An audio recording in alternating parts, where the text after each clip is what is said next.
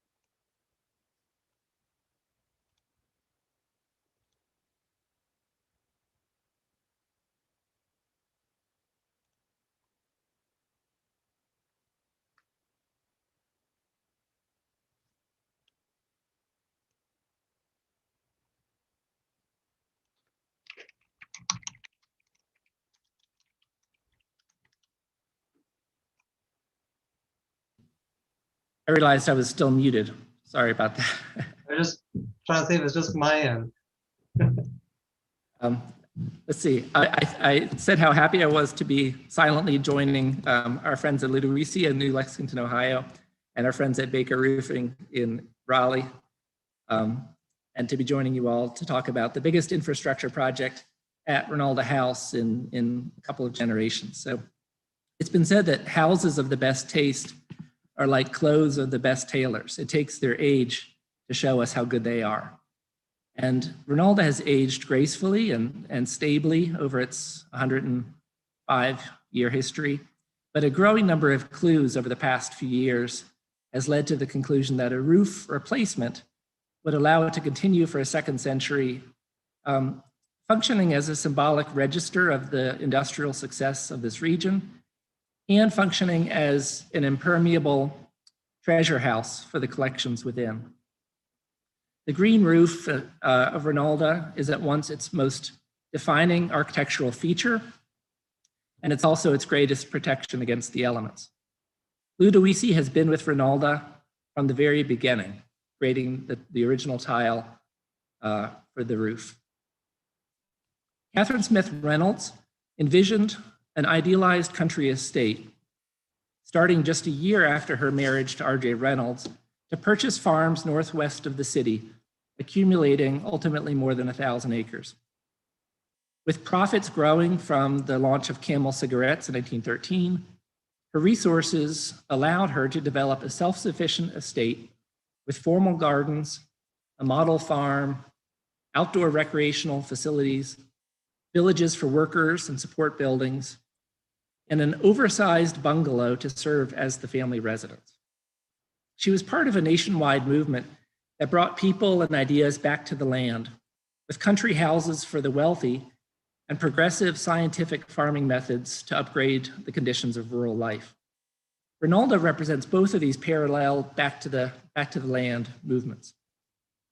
In 1911, Catherine commissioned Charles Barton Keene of Philadelphia to design her bungalow, and it was invariably referred to as the bungalow, though it was a 30,000 square foot instance of that really elastic architectural form. As well as the barns, the church, offices, boating house, cottages, and more for her model farm. Keene was a graduate of the University of Pennsylvania just prior to the architecture school there being established. You see on the left, he was an athlete. I'm not sure if this was wrestling or crew or what the attire is, but it looks like they've sewn their own University of Pennsylvania insignias onto their shirts. He's the young man on the far right. He continued his education in the offices of Theophilus Chandler, who founded the School of Architecture, and Frank Miles Day, who founded House and Garden magazine. Architects coming of age in the late 19th century were trained to build houses in a variety of historic styles. Rather than invent new forms, they relied on historic idioms such as those of the Renaissance or 18th century Georgian architecture, colonial architecture. Public appreciation of historic styles during this period was cultivated by an ease of travel brought about by rail and the automobile and ocean liners. Plus, advances in photography and magazine printing brought a dazzling amount of historic antecedents into Americans' mailboxes. Inspired by the arts and crafts movement, Keene and his contemporaries sought inspiration in local vernacular architecture such as cottages, farmhouses, and barns, rather than palatial precedents. And the images I'm showing were of houses designed by Keene on Long Island and along the main line outside Philadelphia. And each one is an instance that Catherine Reynolds would have seen because they were reprinted in magazines and books that she owned. It helps when people hold on to things that we can look back and know what how their tastes developed. On the left is a small house on Long Island in the vernacular Dutch colonial style with a Germanton hood over the front door.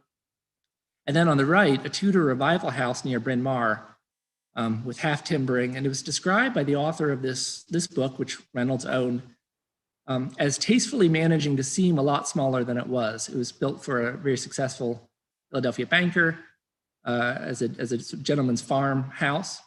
But Keene was praised for being able to make a big house feel small. And that's a statement that surely would have appealed to Catherine Reynolds, who had to build on a large scale, but she wanted it to appear modest and familial. She told her first landscape architect that she wanted a squatty bungalow. And then the third image is a children's playhouse at Long Island, designed by Keene, which very much anticipates the girls' playhouse at Reynolda. Keene's project at Bryn Mawr, this bungalow with a long pergola and gardens, was featured in an issue of House and Garden in 1910. It's a colonial revival bungalow with enclosed porches, shed dormers, fieldstone chimneys, pergolas for climbing vines, and thick rustic Tuscan columns.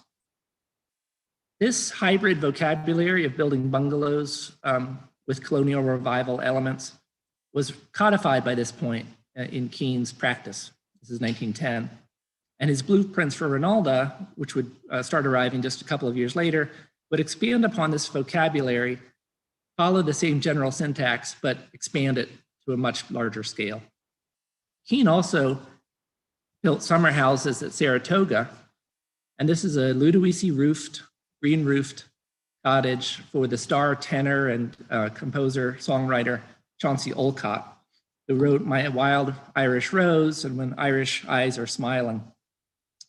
And green seems an appropriate color with which to clad a bungalow, since the ideology of the bungalow was that it should be a healthy home, a natural home, with as little distinction as possible between the indoors and the outdoors.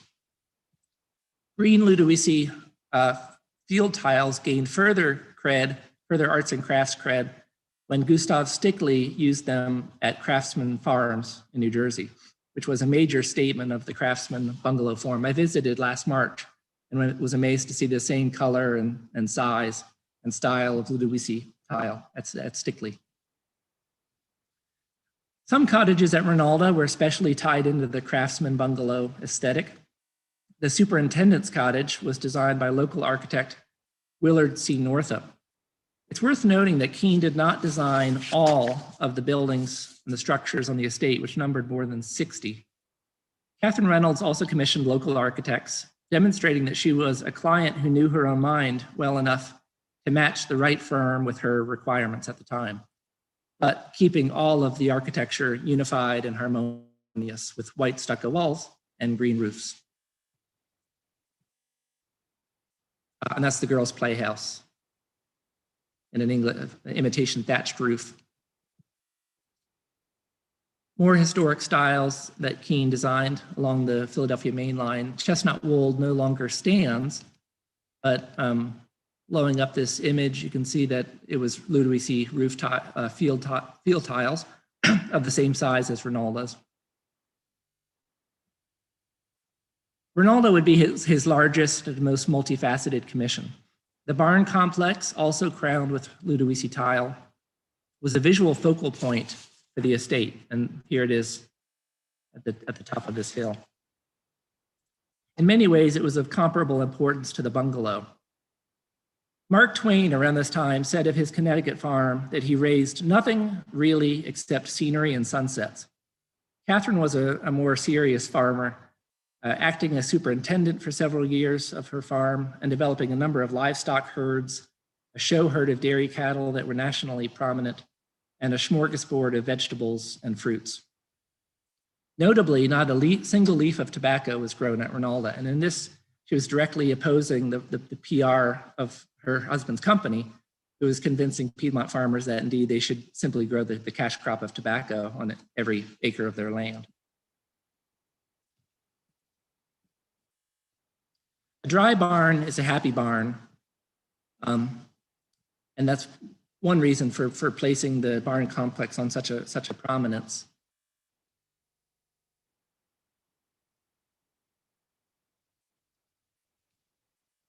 I grew up in Lancaster County, Pennsylvania, and saw a lot of old stone barns with Dutch gable roofs like Keene adopted for Reynolda. And I read in a poem one time that the form of the Dutch gable roof imitates the back leg of a trotting horse. So that's an easy way to remember if you're at the drafting table sketching your own barns. Well, a dry barn makes a happy barn. The same goes for a house that would become a museum. More depends on the roof than any other single part of exterior design. And the preservation architect that Reynolda is working with blessedly on this project, Joseph Opperman, mentioned that a mentor of his said the first three words any architect should remember are water, water, water. The roof has 30,000 plus tiles. I was throwing out some numbers and our archivist translated them into the weight of adult elephants, just as an easy way to remember the weight of this roof, but it's 13 adult elephants. We rarely see Reynolda all at once because it was so horizontal and stretched out. It's 186 feet long, so 12 feet longer than Biltmore, but very low slung. It's really only when you get up on the roof that you can appreciate how much acreage there is of green tile to replace. A few hallmarks of Charles Barton Keene's architecture that we see at Reynolda. One is his academic accomplishment. He could work in any number of revival styles, occasionally combining them with great sensitivity.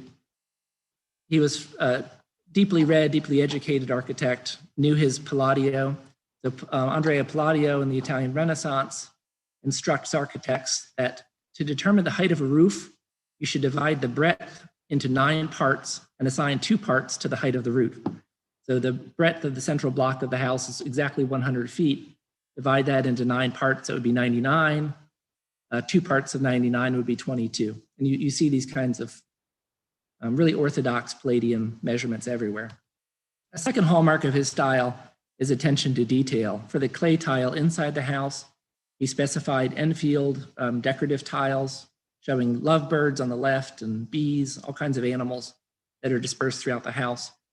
But the 6 by 6 inch clay tiles between them, he ordered to come all the way from North Wales. He wanted clay tile from Ruabon, Wales, even though we're living above tons of Appalachian red clay right here, but he was very specific. And with the Ludowici tile, he specified 1/3 light green, 1/3 medium green, and 1/3 dark dull green. And Alicia will describe what that process was like to imitate that in 2021. And the last hallmark of his style was an avoidance of ostentation. The muted green, the repetition of forms across the estate, and the thick naturalistic plantings around the buildings combine to create a feeling of calm, timeless, pastoral life. Like the farms that William Wordsworth described near Tintern Abbey in England, which he said were green to the very door. Reynolda is green to the very door and right up over the roof as well. The project campaign was kickstarted with a grant from the National Endowment for the Humanities and their infrastructure program, which just began in 2018. So Reynolda was one of the first projects to receive a grant. We could not be better positioned for this project. I mentioned preservation architect Joe Opperman, who has led rehabilitation and restoration projects on historic structures throughout the South, many including roof replacements. I think he must suffer from columnitis after working on all these buildings with gray columns in the front. The Market Hall project in Charleston won the Palladio Award for Historic Preservation in that year. And we couldn't be better situated than with Frank Bloom Construction and Baker Roofing. Bloom led the construction of the Mary and Charlie Babcock Wing in 2004, which you see at the left, and returned in 2015 to replace the roof of Reynolda's indoor pool. So I show the construction management team from 1915 or 16, Northeastern Construction Company of New York. And we trust that this project will go just as happily in 2021. And you can help raise the roof. We're selling the original clay tiles as they're removed this summer in commemorative boxes. So you can join in the preservation effort by having a 5.65 pound piece of Winston-Salem history, and you can have it in green, green, or green. Thank you all. Thank you, David, for the invitation. Thank you, Phil. Now our next two presenters are going to sort of take us to the next step of the process once you figure out what you need to do and how to pay for it, which I think that's still obviously a struggle. Dan Harris is the National Market Manager for Commercial and Institutional, and Alicia Cordell is a ceramic engineer and historic design coordinator at Ludowici. We've got the privilege and honor and excitement of trying to match all those different green tiles. So Dan and you and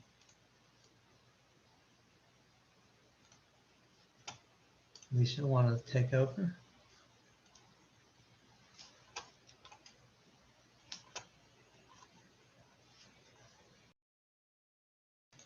You're muted, Dan.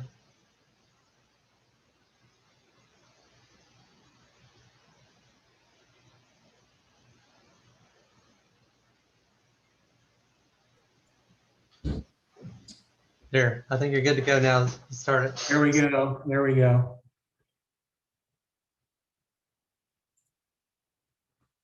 All right. So my name is Dan Harris. This is Alicia Portal. We'll be presenting the next two sections. And it's fantastic to be here with this group. Thank you so much for the wonderful tee up, Phil, and moderating for us, David. It's been fantastic. So my role in the business is the commercial side. So Reynolda House fits in beautifully. And during this particular section, I'm going to talk a little bit about our history, a little bit about our company, and then walk through the manufacturing process.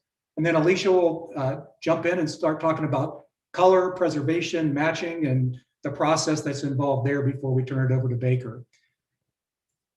So when you take a look at Ludowici, we are the premier choice for architects, as Phil has described, from past to present, as well as preservationists. And one of the things I like to tell people is that we make 7,000 different SKUs, and we've been doing that for many, many years. So if it's made out of clay, it can take any shape or form, as long as we can work with the architect to create the design that they're looking for. So above and beyond preservationists, we work with a lot of universities, government buildings, and we'll showcase some of those as we go forward. But Ludowici, headquartered here in New Lexington, Ohio, this is the premier clay area in the United States, with shale and fire clay predominantly available. And it's two of the best types of clay to create the hardened, vitrified product that ends up lasting for hundreds of years. So we've been in place for 133 years. We produce roughly about 6 million pieces of terracotta per year, 17,000 different profiles, shapes, and textures. And then there's a profile and a price point really for every buyer. But our parent company is Terriel out of France. And again, another 100+ year organization. And through them, we're able to launch Terriel North America, which is our wall cladding division, and they're located in Cincinnati. So that kind of gives you an idea of who Ludowici is and how we operate in our family of companies. I love this picture. It kind of goes back in time, as we said. We've been working with Reynolda House. Yes. Sorry to interrupt you, but your presentation, you've come back to the meeting. You need to share your screen again. I think when you turn off mute, you turn off your presentation. I want to see your pictures. Okay.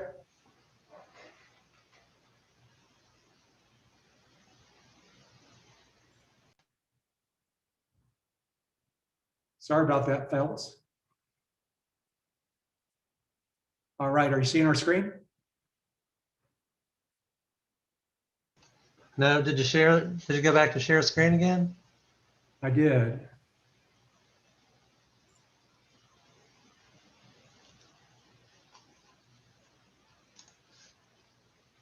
You had it up, then you unmuted yourself. That's when it disappeared again. Okay.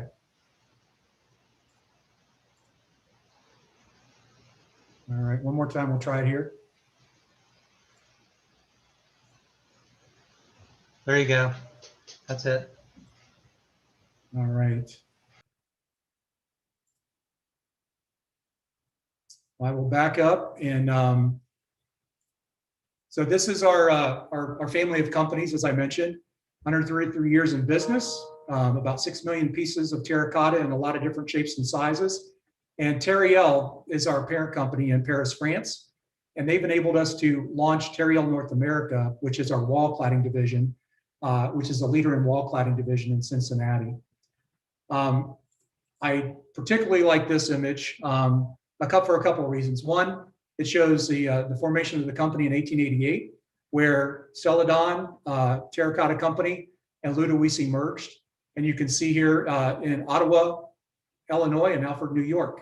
And one of the most important things in this picture is not that card, it's the generations that you see right next to it of craftsmen with his son right next to him.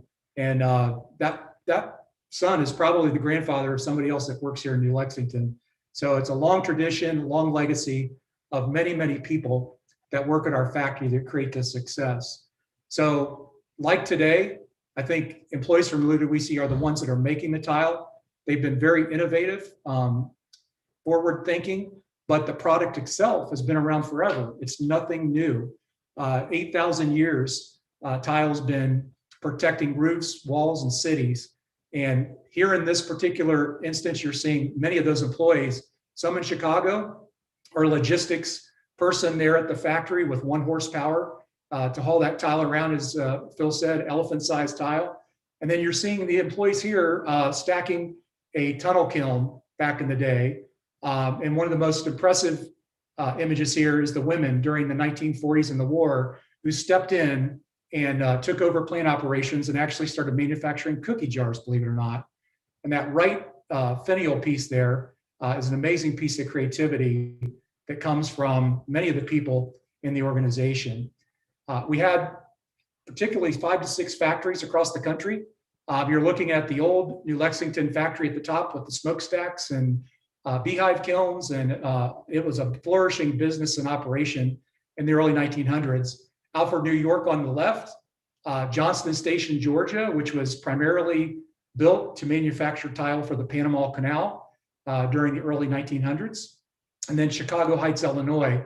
Coffeyville, Kansas, and Ottawa, Illinois are not shown here, but many of these met their demise thanks to wood and coal fire burning operations over time. So everything that you see tile-wise across the country from the early 1900s is now able to be made by us here in New Lexington as a single operating factory. And this is the headquarters in New Lexington from a sky view. You can see the smokestacks are gone. It's a beautifully operated factory with natural gas and sustainability at the focus. Now, as you take a look at many of the projects, I like to bring this up from multiple years of success. Like I said, we're producing nothing new. It's tried and true technology. It's made out of clay. And you can see some natural elements here in the Grove Park Inn in Asheville, North Carolina. the First Baptist Church, which is another beautiful story about color matching, where the original color was an orange-red mix of clay, but thanks to the copper, it actually helped that tile change over time. And when we did the renovation, the church wanted it to go back to that green color. So we were able to match those colors and install that roof the way that the preservationists wanted, and the way the church wanted to have that look and feel. So above and beyond churches, federal governments, the Panama Canal, as I mentioned, courthouses across the country, we're very prevalent in those areas, as well as universities.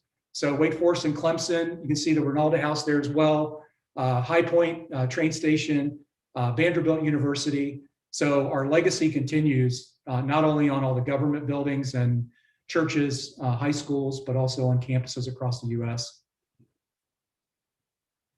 And here's an order, as Phil said, from the very, very beginning. So this is 1913 order for Ludowici, where the construction is underway. And it's, again, just another opportunity to take a look at something early and how important these documents are, not only to Reynolda House, but to us in the process of matching tile, matching profile, and being able to see what the architects designed back in the day. It's an incredible opportunity for us to be able to recreate the beauty that once existed. So how do we get there? Well, it goes through a manufacturing process, and I'm going to walk through that as we go through here. So initially, what we do is we mine the clay, we move back the topsoil, harvest the clay, restore the topsoil, and revegetate. So again, natural, very eco-friendly. That clay is then put into an area where it's allowed to dry, and then it's loaded into crushers. It's mixed and ground, and then it's moved to a series of belts over the course of a few minutes, and then it's transported up the belts and put through screens to be able to remove any large pieces.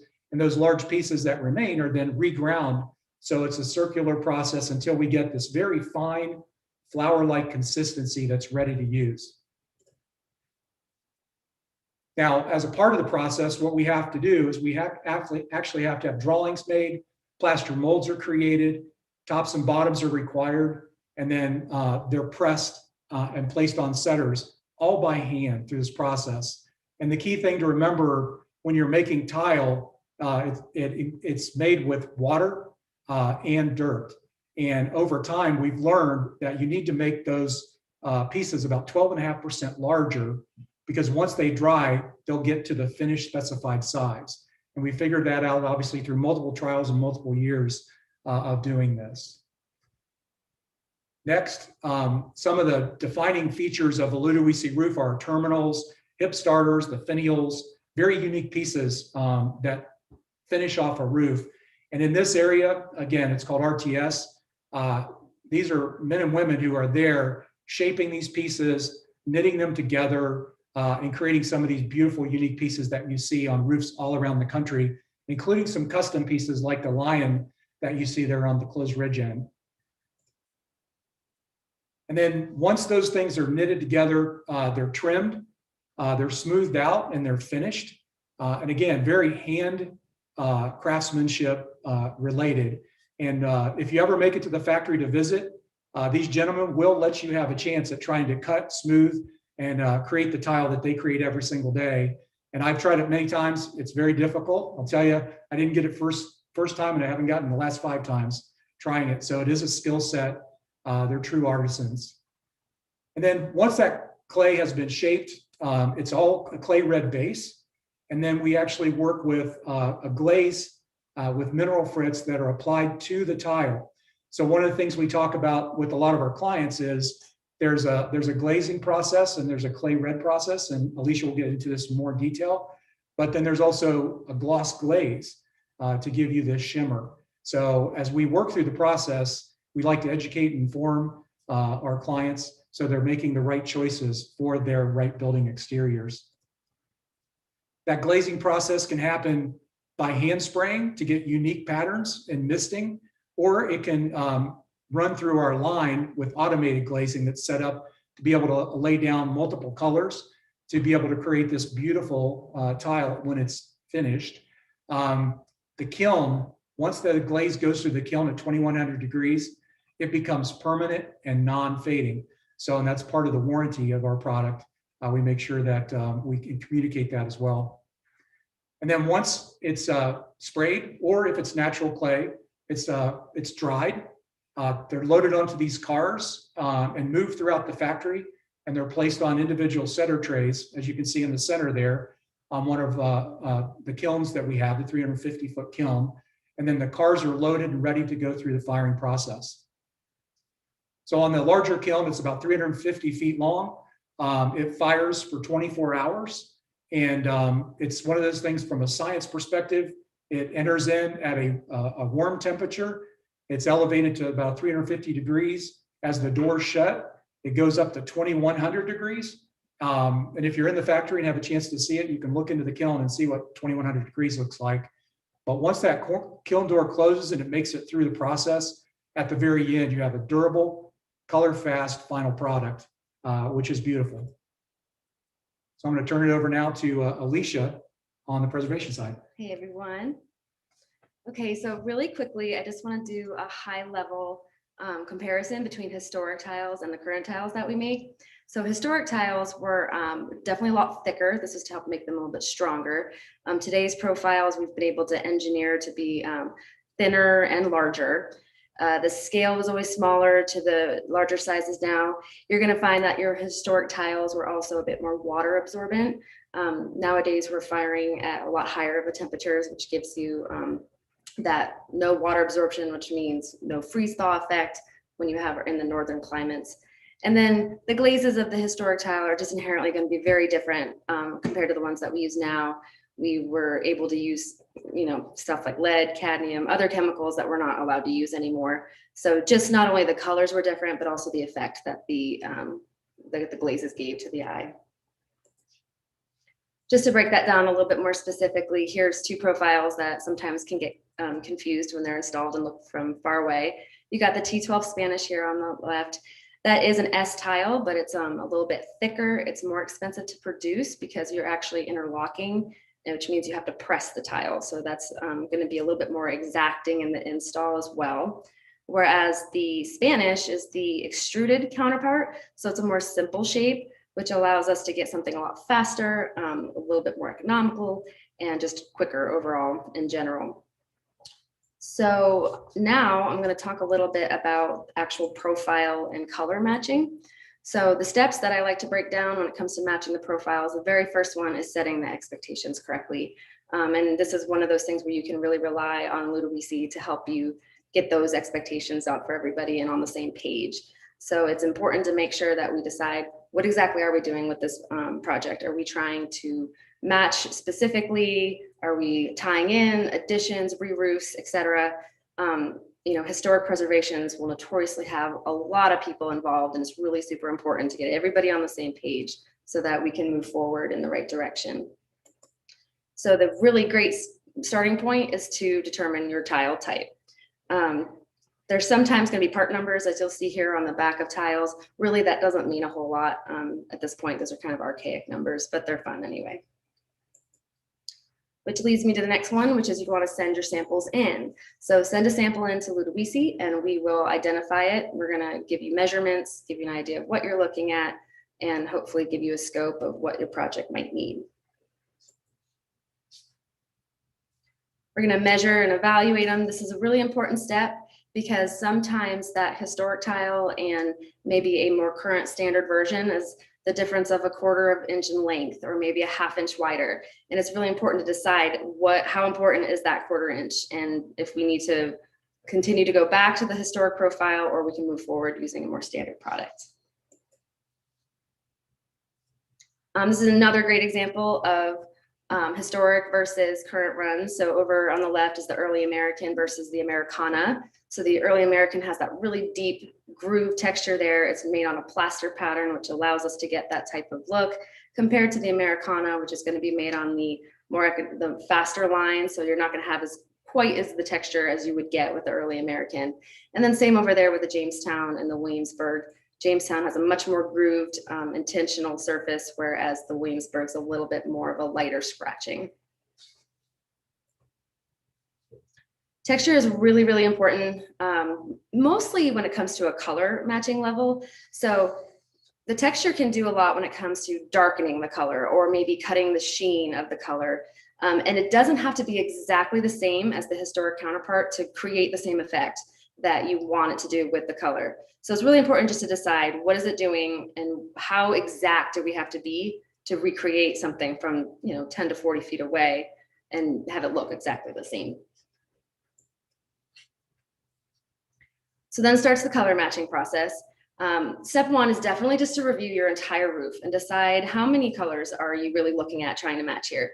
So you can see a roof kind of like this where you'll have maybe 4 or 5 red or orange tones, but maybe they're not exactly 4 or 5 different colors. So maybe the color of today, just one color, that color range that inherently comes with all terracotta products might go ahead and cover 2 or 3 of the colors that are up on the roof.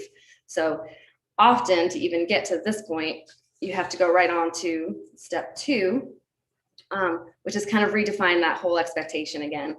So are we trying to repair something, which means we're going to be fitting colors perfectly in with the rest of the plane, which means they have to be exactly the same? Is there an addition, but the addition's maybe several hundred feet away? Or is it a full replacement? So if it's a full replacement, at that point, all you're really trying to do is recreate the look so that maybe nobody can notice that something different had happened. But all of those are going to define the specific color matching process. And then at this point, we're going to give matching or color examples. So we have so many standard color options. And if those don't work, which is the case, we have a huge repertoire of custom colors. So these are custom colors that have already been developed. They've already been used, but maybe we don't use them very often, or maybe have actually never used them in a production standpoint. So we need to look at this and decide which direction that we have to go. And if we don't have exactly what you need, we're going to move on to the custom color development process. So one thing I really like to make sure people understand is when you're developing a custom glaze, it is not like mixing a paint. You can sit there and watch somebody add a little of this, add a little of that. You can see directly the result you're getting when matching like a paint color. It doesn't really work like that with a glaze. A glaze, you have to create a formula. You have to batch it, spray it, fire it, analyze it, and then do that over and over again until you get your desired match. So this could take several weeks, which is usually the stumbling block for most people, is the time that's associated with it. And there is a little bit of an upfront cost. So when you stumble onto a project that's going to be incredibly color specific, I think it's really important to decide right away, do we need to just jump right into that custom color development? And then the color approval, in the essence of time, we're going to send color slabs to everybody to look at. Basically, all that is a quick way to get samples in your hand without having to have the manufacturer's daily operation to work through. But once we do that, it's really important to do a mock-up. I always recommend this, especially with really complicated blends. So with the mock-up, maybe 50 or more pieces, you're going to put the colors on the actual tile, and then that way you can play with the blend a little bit. Try to put it up at the same angle like you see here, and make sure all parties that are going to have an opinion are there to approve it together. That way that discussion can happen before the tile is dismantled. So now I'm going to touch kind of briefly on the specifics around the Reynolda house color match. First of all, they had to pick a profile. The historic closed shingle was on the Reynolda home originally. Luckily, we have a product called Miranda closed shingle that is incredibly similar, but most important to me is it aesthetically does the exact same look on the roof. So you're getting the thicker butt edge, the squareness, the size, everything's really going to look very much similar to somebody who's just standing down and looking up. Also, now that we've moved into a standard product, for any other reason moving forward, if more tile has to be ordered, it's going to be fast, it's going to be easier and much more economical.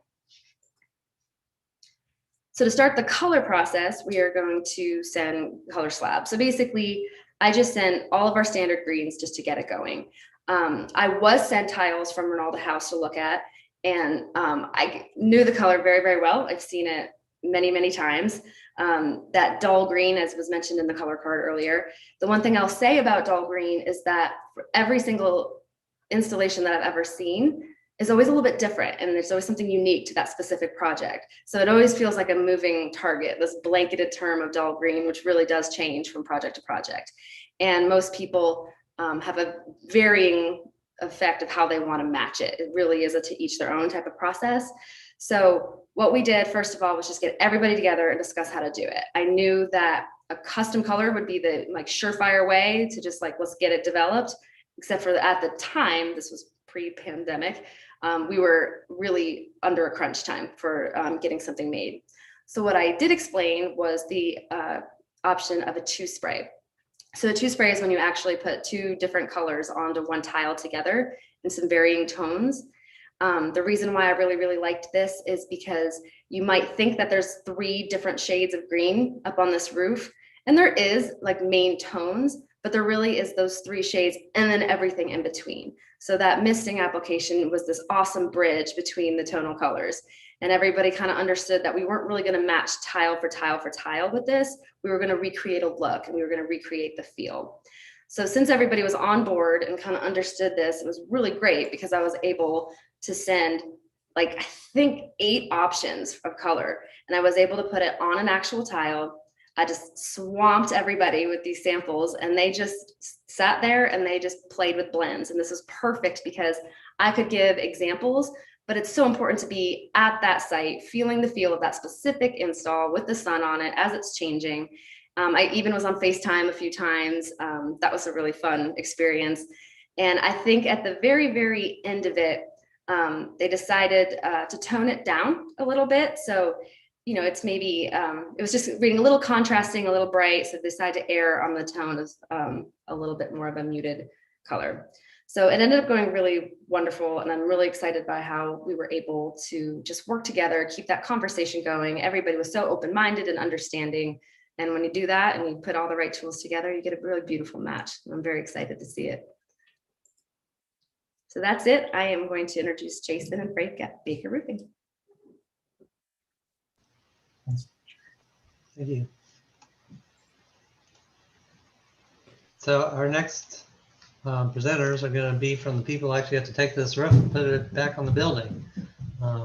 So we have with us today Frank Baker, is Vice Chairman of Baker Roofing, and then Jason Dockery, who's the Department Head for Residential Custom Roofing.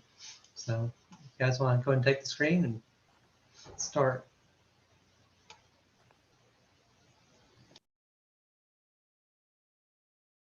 Good afternoon. I'm Frank Baker, the Vice Chairman and co-owner of Baker Roofing Company. And I'm joined for our conversation today by Jason Dockery, who is the manager, as you've heard, of our custom residential roofing department. Baker Roofing was founded by my grandfather in 1915, along with his partner, Horace Rawls. They traded as Baker and Rawls Tin Shop. After 15 years, my grandfather purchased Mr. Rawls' shares, rebranded and incorporated our company as Baker Roofing Company. So we still maintain that Baker Roofing Company has been in business for 106 years. I know we pale in comparison with Ludowici, but we still think we have a lot of experience and are very proud of the length of time that our family-owned business has been in operation. Headquartered in Raleigh, North Carolina, we have still remain as a privately held family business, even though we have expanded in recent years to include 26 separate offices in 8 southeastern states. We have maintained a workforce during this time that we have been lucky to keep many artisans that are quite talented in installing the traditional roofing products like tile, slate, copper, zinc, turn, which is an old product that used to be quite often used in our business and has since fallen out of favor. We, of course, do a complete line of industrial and commercial roofing, but my love, and I know that Jason's love, has always been these types of intricate projects that use techniques and products that have been in use for hundreds of years rather than things that were developed in the last 10 years and are common garden variety types of materials that every roofing company can take claim to being able to adequately install. Because of our longevity, we have been blessed by the fact that many of our installers have worked for us for decade after decade. They have been able to mentor younger generations in the installation techniques that these different products require. And we specialize in these projects that require this type of experience. Within the last 6 years, we've twice been awarded the North American Copper and Architecture Award. And in 2018, we're lucky enough to be the Ludowici Product of the Year Award winner for our Asheville High School renovation project. We, as a family, have a long history with Wake Forest University. My father actually attended Wake Forest College when it was in Wake Forest, North Carolina, which is just north of Raleigh. Then my brother and I were in class of 1965 and 1969, respectively. We have numerous children that have gone to school at Wake. Some of them married other Wake students, and we now have grandchildren that are in school at Wake Forest. So we believe in the Wake Forest mission. We believe in the way that Wake Forest conducts business in academia. We found while researching for this presentation that we have actually performed roofing work on over 30 facilities on the Wake Forest campus. And many of them have been new buildings. Some have been re-roofing. Some have been done so long ago that we put on new roofs and then have since re-roofed. So we have done a tremendous amount of work on campus, and this is a project that we have looked forward to for years and are exceptionally excited to be able to be a part of.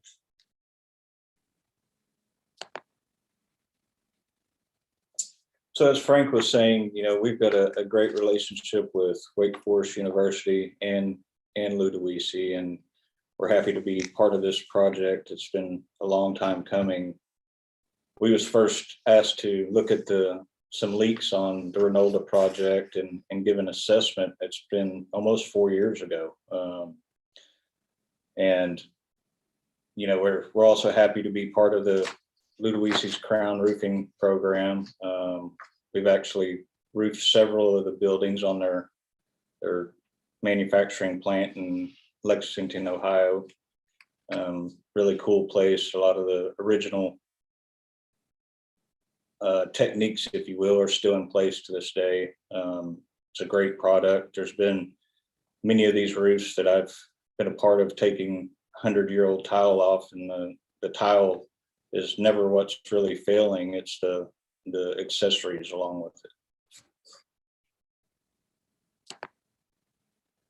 Some of the notable projects that Baker's been a part of and partnered with Ludowici on was as Frank mentioned, the Asheville High School and Duke University. Another one is the Grove Park Inn, really cool project. Beloved Residence is a new construction house that we worked on in Marietta, Ohio. It was actually Ludowici tile, and every other product just about on that house was sourced locally out of Ohio. So it's neat to be a part of that as well. So when we first started looking at the roof and making assessments of it, you know, the tile to the naked eyes looked like it was in great condition. So we sent some of it off for testing and noticed that the water absorption was not what the tile is today, and the breakage strength is not what it is today. The fasteners were actually rusting and allowing some of the courses to start slide out the roof. The underlayment had begun to fail. So at that time, we made the recommendation to go back with a new roof, and Ludowici was really the only viable option. So at that time, we got with Ludowici and partnered with them and made the recommendation for the new roof, and have been in planning mode ever since. And now, almost 4 years later, all that's left to do is get it done, and Baker's excited to be a part of it. One of the challenging things with this is, you know, the Reynolda house is gonna stay open throughout it, and we've got to keep everything watertight inside, and there's, you know, precious belongings and things to protect, and it's gonna be a challenge, but with planning and the right people in place, we look forward to having a successful project for you guys. So with that being said, I'm going to turn it over, and I think there's going to be a questions and answers session.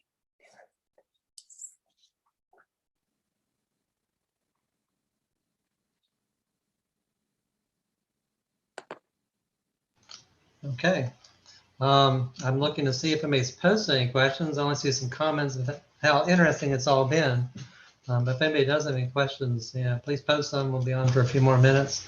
I had a couple questions. One thing I didn't realize is in coloring the tiles. I didn't realize you could apply different colors, or even not a solid coat. You could look like it's almost a splattered or pattern on the tiles. Exactly right. Is that a normal process? Has an additional step you have to use? Or? It is, and it's not. It's more of a process that we use today to mimic the glazes of yesteryear, if you will. It's so common. I do it all the time. It's just a beautiful way to blend tones so that tile to tile, they blend seamlessly together. So they were able to restrict the ranges that they wanted specifically for the Reynolda house. So they're actually getting a very fine-tuned version of this misting. It's actually a green with a very light blue over it. So it gives it that really cool duality that the older tiles had. Cool. Yeah, I just assumed it was all one solid color you applied. That makes sense. I think that was the first goal. The first idea was to try to just match 3 greens. Right. But everybody was really receptive and understanding that we were going to have to get all those like intricate colors in between. So it worked out really well. Right. Well, anytime you're dealing with an old roof too, it may not have faded much, but there's always going to be some abrasion and dirt and other stuff that just, change the color, the look of it over time. So that's really interesting. I didn't realize that happened. And also, I had a history question for the Baker Roofing. When they started as a tin shop, did they do 10 rows? Did they have turn and other stuff that they were part of that? Is that how they got into roofing? That is exactly right. My grandfather was completely without formal education, loaded all of his belongings when he was 12 years old on a mule in Johnson County, which is about 40 miles from Raleigh. Came to Raleigh, and the first place that he applied for a job was at Rawls Tin Shop. So that was how he became a tinsmith. And his first jobs were installing turn, 5D crimp, and that type of material on residences before there were asphalt shingles actually manufactured. Yeah. So not a common roof anymore. Had some good positives to it. I don't say any questions. I thought it was a great presentation, and everybody, it's very clear. I I wanted to ask Phil if he had one last little ask or remind people where they can raise the roof for Reynolda. Thank you, David, for that prompt. I'll take that prompt any day. We're doing really well with the campaign. With 48 different individuals and corporations and foundations have contributed. So we're about 97% of the way there, which feels pretty good just 2 months before major construction starting. So really our goal now is to spread that as broadly as possible with the purchasing of the tile. Well, of course, we'll accept other gifts. It'll be stamped with the Reynolda logo, and in this part of North Carolina, people will recognize that color green, and you can just have a piece of the story. Well, again, I don't see questions, but some positive comments. So I'm going to stop the live stream here. It'll be available in the future on our YouTube channel for anyone who comes back later to watch. So if you've enjoyed it and other people might be interested, share it with them, please. And we'll continue to post these on Preservation Foresight as we can every couple of months. Thank you.